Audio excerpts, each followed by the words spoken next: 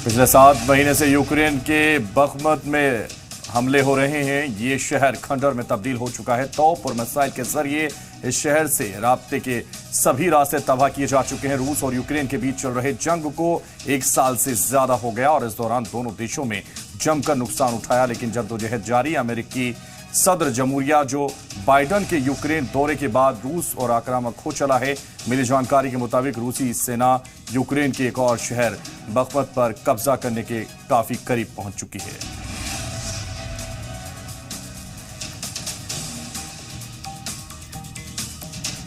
यूरोपीय कमीशन के सदर उर्सुला वॉन डेर लेयन ने कहा कि रूस को यूक्रेन हमले के लिए जवाबदेह ठहराया जाना चाहिए।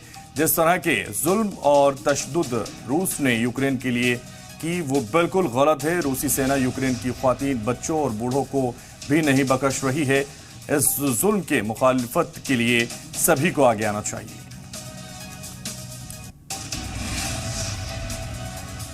दक्षिण अफ्रीका वजीर खारजा नालेदी पंडोर ने कहा कि हमें यूक्रेन के जंग पर संयुक्त राष्ट्र के प्रस्ताव के लिए मतदान करने के लिए धमकाया नहीं जा सकता। हमने किसी का पक्ष लेने का नहीं फैसला किया है। बजाय समझौते और बातचीत को प्रोत्साहित करने के लिए हम निष्पक्ष रहना चाहते हैं और हम पर किसी भी तरह का दबाव नहीं बनाया जा सकता है। हम अपना पक्ष रखने के लिए स्वतंत्र हैं। पाकिस्तान के मशरकी शहर लाहौर के अफसरों के इंटरनेशनल वुमेन्स डे पर एक रैली की इजाजत देने से इनकार कर दिया, जिस पर पूरे देश की आवाम में बड़ा गुस्सा है। लोग अपने कमेंट्स दे रहे हैं। लाहौर शहर के अफसरान ने विवादास्पद कार्ड और बैनर का हवाला देकर रैली की इजाजत नहीं दी और अपने फैसले के पीछे सिक्योरिटी वजूहात की खदशात का हवाला दिया।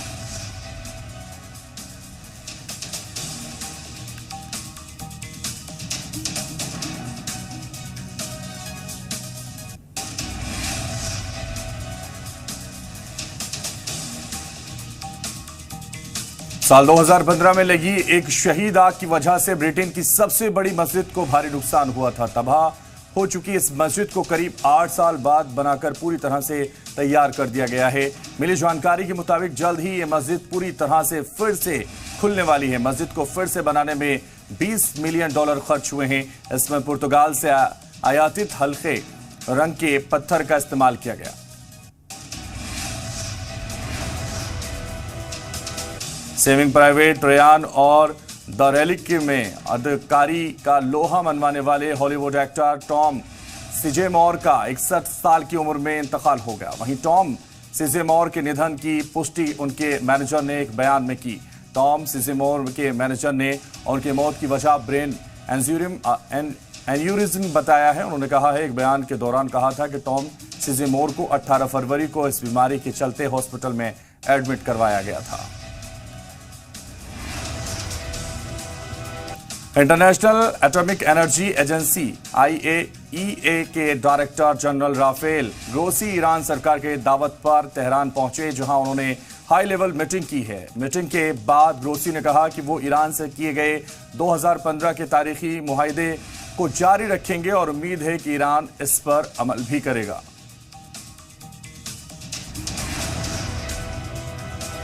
मलेशिया में फिर आई बाढ़, वहां की आवाम पर कहर बनकर सामने आई। नावों में उम्मी काकून ने छतों पर फंसे परिवार वालों को निकाला और दूसरों की सिक्योरिटी के लिए खींचा, क्योंकि मलेशिया के कुछ हिस्सों में गांव और कस्बे पूरी तरह से बाढ़ के पानी में डूबे हुए थे, जिसकी वजह से 41,000 से ज्यादा लोगों को निकाला जा चुका है। बाढ़ के पानी में कार बह जाने से एक इंसान की मौत हो गई।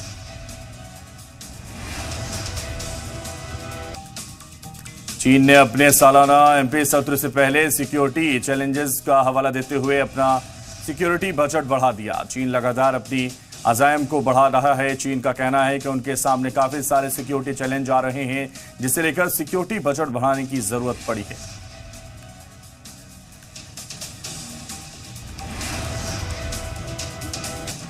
इंडोनेशिया की राजधानी जकार्ता में एक तेल स्टोरेज के डिपो में शदीद आग लगने से 17 लोगों की मौत हो गई। वहीं इस घटना में दर्जनों लोग जख्मी हुए हैं।